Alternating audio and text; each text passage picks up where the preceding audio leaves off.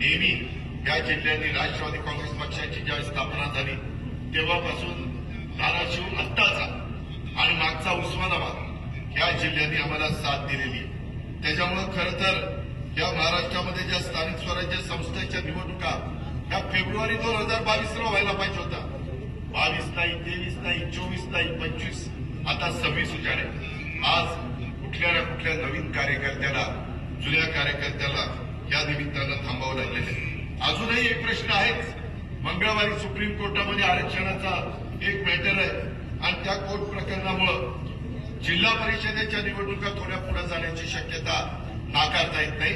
हा अधिकार संविधानाने, घटनेने, कायद्याने हा न्यायालयाला दिलेला आहे. त्याच्याबद्दल बोलण्याचा मलाही अधिकार नाही. परंतु मला जे वकिलांनी सांगितलेलं आहे ते माझ्या नळदुर्गच्या जनतेच्या समोर मांडण्याचा प्रयत्न मी या निमित्तानं करतोय. येणारी निवडणूक ही सर्वार्थाने बाबांनो वेगळी निवडणूक आहे. तर ही निवडणूक लोकसभेची निवडणूक तुम्ही बघितली, देशाचं भवितव्य ठरवणारी ती निवडणूक असते. इथले प्रश्न वेगळे असतात. विधानसभेची निवडणूक तुम्ही काही वर्षापूर्वी बघितली, तिथं आम्ही महायुतीच्या सरकारच्या माध्यमातून काम करतो. तिथलेही प्रश्न वेगळे असतात. कारण आपल्या इथं मराठवाडा, विदर्भ, पश्चिम महाराष्ट्र, कोकण, उत्तर महाराष्ट्र असा सगळा विखुरलेला हा भाग आणि त्याच्यामुळे वेगवेगळ्या भागातले प्रश्न वेगवेगळे, तिथली भौगोलिक परिस्थिती वेगळी आहे. काही ठिकाणी पाऊस जास्त पडतो, काही ठिकाणी कमी पडतो, काही ठिकाणी शहरी भाग मोठ्या प्रमाणात झालेला आहे. त्याच्यावर त्या निवडणुकीमध्ये लोक वेगळा विचार करतात. ही निवडणूक स्थानिक स्वराज्य संस्थांची निवडणूक आहे. बरेच वर्ष स्थानिक स्वराज्य संस्थांची निवडणूक झाली आहे आणि त्याच्यातनं जो कार्यकर्ता तयार होतो, महाराष्ट्राचे शिल्पकार पहिले मुख्यमंत्री स्वर्गीय यशवंतराव चव्हाण साहेबांनी सत्तेचं विकेंद्रीकरण करण्याच्या करता स्थानिक स्वराज्य संस्था काढल्या. जिल्हा परिषद, तालुका पंचायत आता सुप्रीम कोर्टामध्ये मॅटर आहे. मंगळवारी काय तो त्याचा निकाल लागेल आणि तो निकाल लागेल त्याच्या पद्धतीनं पुढच्या निवडणुका जाहीर होतील. महानगरपालिकेच्या पण निवडणुका आहेत. आता महाराष्ट्रातल्या 288 नगर परिषदा, नगर पंचायत्या आणि नगरपालिका ह्या निवडणुका आहेत.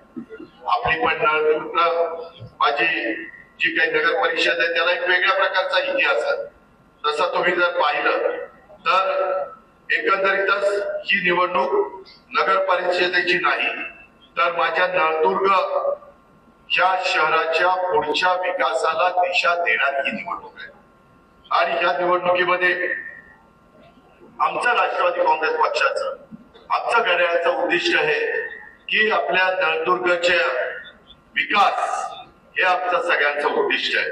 त्या दृष्टिकोनातनं आम्हालाही काम करायचंय.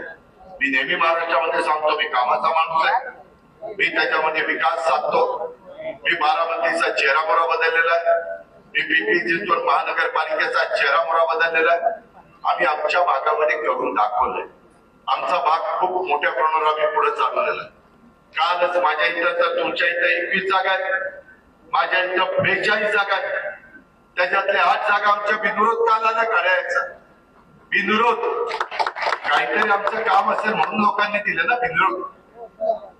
आज या पद्धतीनं आम्ही मित्रांनो पुढे चाललेलो आहे आणि माझी तुम्हाला सगळ्यांना विनंती आहे की नळदुर्ग नगर परिषदेच्या नगराध्यक्ष पदाच्या करता आम्ही संजयजी बताले ज्यांना अण्णा नावाने ओळखलं जातं यांना उमेदवारी दिलेली. त्यांना नळदुर्गच्या नगरपालिकेच्या किंवा नगर परिषदेच्या प्रश्नाची जाण आहे. शहराच्या विकासाची जाण असणारा हा एक कार्यकर्ता आहे. त्याला चांगल्या प्रकारची 20ची टीम दिलेली आहे.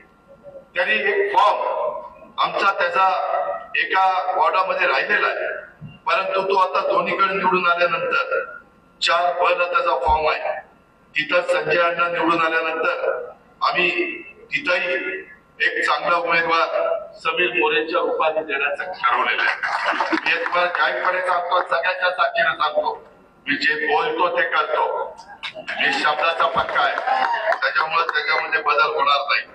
आणि या पद्धतीनं काम करत असताना मित्रांनो एकंदरीतच राष्ट्रवादी काँग्रेस पक्षाचे आमचे अल्पसंख्याक आघाडीचे उपाध्यक्ष जे शफीबाई आहेत त्यांनी तमाम नळदुर्गकरांना साथ म्हणून संजयजींना उमेदवारी दिलेली.